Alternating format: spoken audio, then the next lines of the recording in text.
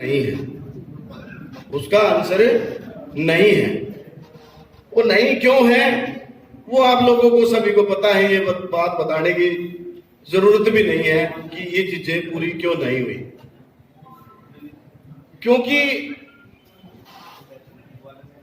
जो लोग संविधान के पहले अनुच्छेद का सरेआम उल्लंघन करते हैं, तो आप उनसे उम्मीद ना करिए कि वो संविधान को लागू कर दें। इस देश के अंदर तमाम बड़े से बड़े पदाधिकारी, इवन माननीय प्रधानमंत्री, इवन राष्ट्रपति, इवन जो है इस देश की मीडिया, उनको अच्छे तरीके से हमारे देश का नाम तक मालूम नहीं है। अकॉर्डिंग टू कॉन्स्टिट्यूशन हमारे देश का नाम इंडिया, दैट इज भारत। इसके अलावा अगर कोई भी तीसरे नाम से हमारे देश को संबोधित करता है, इसका मतलब क्या हुआ? वो संविधान के अनुरूप नहीं है, और जो संविधान के अनुरूप नहीं है वो संविधान के खिलाफ है, और जो संविधान के खिलाफ है वो जो देश द्रोह है। तो वो लेकिन वो कंटिन्यू इस चीज को कर रहे हैं, तो आप उनसे उम्मीद मत करिए कि वो इस संविधान को पूर्णतः लागू कर दे। ये संविधान को पूर्णतः लागू करने की जिम्मेवारी और ये थर्ड पर्सन की नहीं है या उनकी नहीं है, ये हमारी बनती है, हमारे पढ़े लिखे वर्ग की बनती है। ये जो आज इस सभा के अंदर जितने एडवोकेट्स आज यहाँ पर इकट्ठे हुए हैं, एडवोकेट्स इलियट क्लास होती है, इलियट क्लास सबसे जिसको क्रीम बोलते हैं।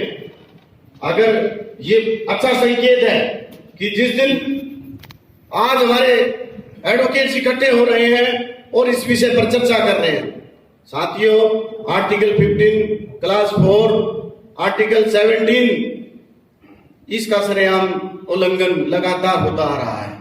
इसका इम्प्लीमेंटेशन नहीं हो रहा है इस देश के अंदर। आर्टिकल 17 ये कहती है छुआछूत का अंत, untouchability, abolition of the untouchability. लेकिन अब अनटचेबिलिटी जो है वो दूसरे तरीके से इनडायरेक्टली जो है हो रही है। वो कैसे हो रही है? आम आदमी के साथ तो होती है, आम आदमी के साथ तो होती है, लेकिन हम जुडिशरी की बात कर रहे हैं। जुडिशरी के अंदर हमारे जुडिशियल ऑफिसर होते हैं, जिसमें एक उदाहरण एग्जाम्पल के तौर पर नाम लेता हूं, पीडी दिनाकर नाम जो है, दिनाकरण। उन्होंने एक डिसीजन दिया था अवैध परियोजना के खिलाफ, और उस अवैध परियोजना के खिलाफ जब वो डिसीजन दिया तो उस समय कर्नाटक में जो है बीजेपी की सरकार थी। जब वहां पर बीजेपी की सरकार थी तो उनका खमियाजा उनके खिलाफ जो है इम्पीचमेंट लाकर किया गया। अब हाई कोर्ट के अंदर, जस्ट ये कर्नाटक हाई कोर्ट के अंदर दूसरा अगर एग्जाम्पल लें, जयंत पटेल जो जस्टिस हुआ करते थे कर्नाटक हाई कोर्ट में, अब जिस समय वो गुजरात के अंदर थे, उन्होंने एक इरशद जहान केस के अंदर फेक एनकाउंटर के अंदर जो है सीबीआई के ऑर्डर दिए, और सीबीआई के ऑर्डर किसके खिलाफ दिए? वो मिस्टर अमित शाह जो आज गृह मंत्री है उनके खिलाफ दिए। लेकिन जैसे ही जो है उनकी सरकार आती है, बीजेपी की सरकार आती है, तो सरकार के आने के बाद उधर उनका ट्रांसफर इलाहाबाद कर दिया जाता है। इलाहाबाद कर दिया जाता है तो इलाहाबाद सीनियरिटी के अंदर, और इधर कर्नाटक के अंदर वो सीनियरिटी में जस्ट चीफ जस्टिस बनने ही वाले थे और बन ही जाते, लेकिन जैसे ही उनको इलाहाबाद ट्रांसफर किया गया वो सीनियरिटी में तीसरे चौथे नंबर पे चले गए। यानी कि indirectly discrimination, the violation of article 17। अब इधर छत्तीसगढ़ में छत्तीसगढ़ के अंदर जब हम बात करें, छत्तीसगढ़ के अंदर हमारे छत्तीसगढ़ के अंदर 17 SC ST जो जजेस थे, जिनको जबरन उनको रिटायरमेंट दिलाए, जबरन रिटायरमेंट दी गई। अगर वो रिटायरमेंट नहीं दी जाती तो आने वाले साल में एज ए सीनियरिटी के हिसाब से वो हाई कोर्ट में एलिवेट हो जाते। दूसरी बात, ऐसे बहुत सारे उदाहरण हैं। एक एग्जांपल, जैसे इस देश के अंदर जो जुडिशियल सिस्टम के अंदर जो करप्शन जो चला था, उस करप्शन के खिलाफ जस्टिस कर्णन ने अपनी आवाज उठाई, और जस्टिस कर्णन ने वो चीजें उठाई, उनका अधिकार भी था उठाने का, लेकिन उनके साथ हुआ क्या? इतिहास में कॉन्स्टिट्यूशन के अंदर एक सरेआम लोकतंत्र की हत्या हुई। कैसे हुई? बीइंग ए जस्टिस रहते हुए उनको रिमूव किया गया विदाउट इम्पीचमेंट। इम्पीचमेंट का प्रावधान है कॉन्स्टिट्यूशन के अंदर 2/3 मेजोरिटी से। विदाउट 2/3 मेजोरिटी उनको उनकी सर्विस से रिमूव किया गया और उनको सजा दी गई। इतिहास में पहली बार बीइंग ए जस्टिस उनको सजा दी गई। सेम सिचुएशन इधर प्रशांत भूषण के सामने होती है। इधर क्या देते हैं? उसको फाइन देते हैं 1 रुपया। इधर क्या देते हैं? 1 रुपया फाइन। तो डिस्क्रिमिनेशन बिल्कुल कंटिन्यूअस है यहाँ।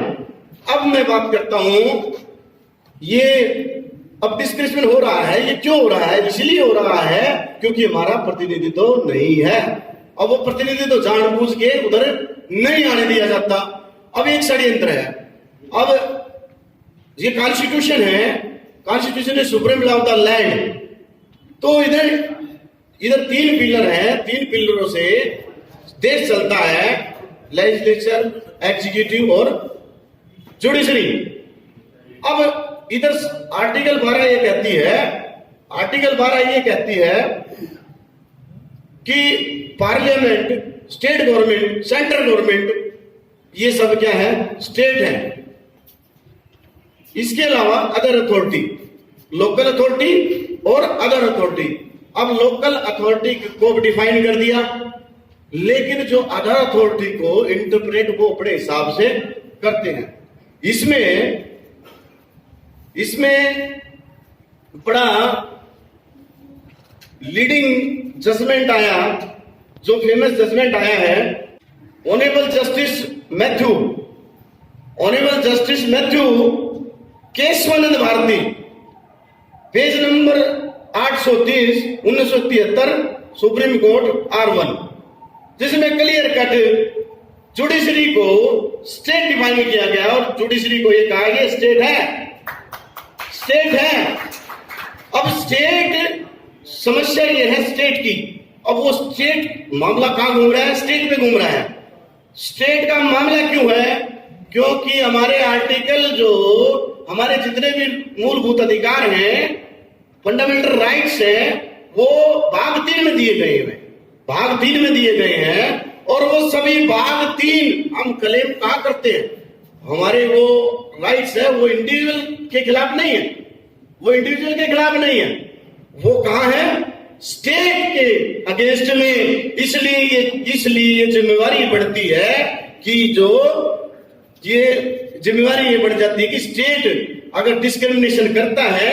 ये करिया मुंडा की जो रिपोर्ट हुई, और करिया मुंडा की जो रिपोर्ट आई थी 15 मार्च 2000 के अंदर, और करिया मुंडा की जो रिपोर्ट आई, इन्होंने सुप्रीम कोर्ट के अंदर और हाई कोर्ट के अंदर जो हमारी पोजीशन है SC ST जजेस की, वो बताई है। वो बड़ी डिटेल में है, मैं उसमें नहीं जाऊंगा। लेकिन इन्होंने एक जबरदस्त बात ये कही मुंडा रिपोर्ट में। इन्होंने कहा कि Bombay high court and Delhi high court are not following the policy of the reservation for the last 61 years. Madras and Rajasthan High Court have no reservation for scheduled caste or scheduled tribe in case of the gazetted or promotion post. The High Court of Allahabad, Andhra Pradesh, Kerala, Punjab, Patna और Madhya Pradesh do not follow the provision of the reservation promotion. दूसरी बात कि इसमें एक साफ साफ कई बार जो है इधर लॉ कमीशन ने रिपोर्ट खत्म ही कर रहा हूं सर, अपनी रिपोर्ट भेजी है और उस रिपोर्ट को ये लागू नहीं करते हैं।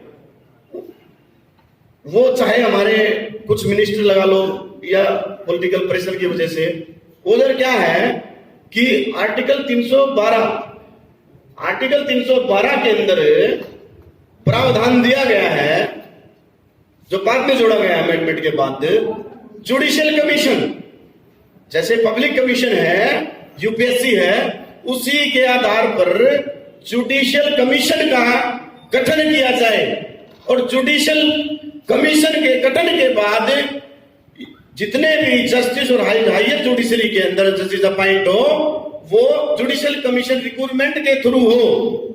लेकिन जो कोलिजियम सिस्टम है उसके अंदर कोई भी ट्रांसपेरेंसी नहीं है और वो ट्रांसपेरेंसी यानी कि अनफिट, नॉट फाउंड सुटेबल, उनको सुटेबल नहीं पाया गया। सिर्फ उसके अंदर रिजेक्शन का कोई कारण अगर हम पूछते हैं या अगर को आरटीआई लगा के इसकी जानकारी मांगते हैं तो वो जानकारी नहीं देते।